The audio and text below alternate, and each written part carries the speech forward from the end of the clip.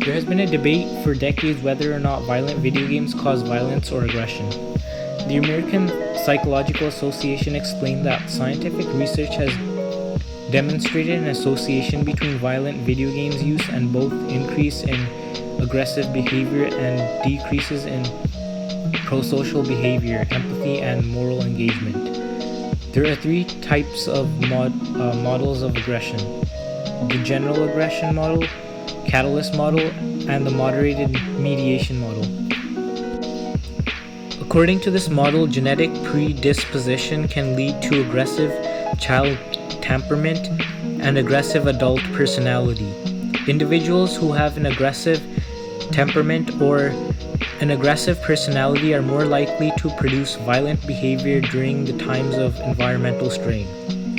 This means that the more exposure you have to violent video games, the more likely the individual will be aggressive.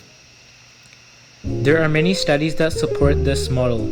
The general aggression model says that by repeatedly playing video games, you are reinforcing an aggressive personality, likely leading to an aggressive behavior.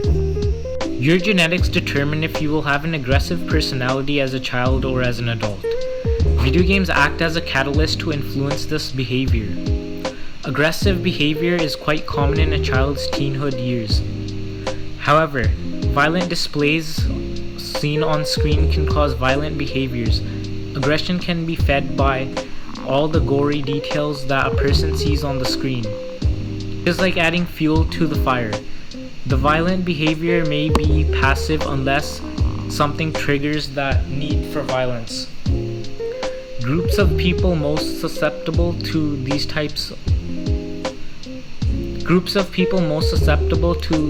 these displays of violence are people with antisocial personality traits, peer influence, and family violence.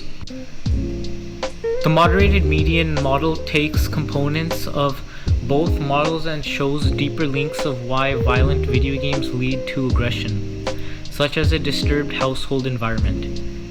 A player who has a calm household environment can encounter a more mentally and physically healthy lifestyle consisting of low to no levels of physical and verbal violence experienced by the player in real life.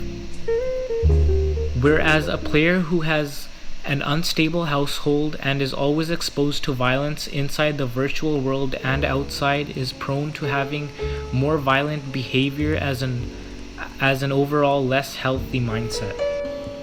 In conclusion, video games do not cause violence.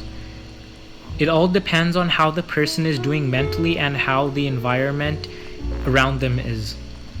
As we know, genes do play a factor in this, but overall, being mentally stable and not overexposing yourself to violence will not cause you to be violent.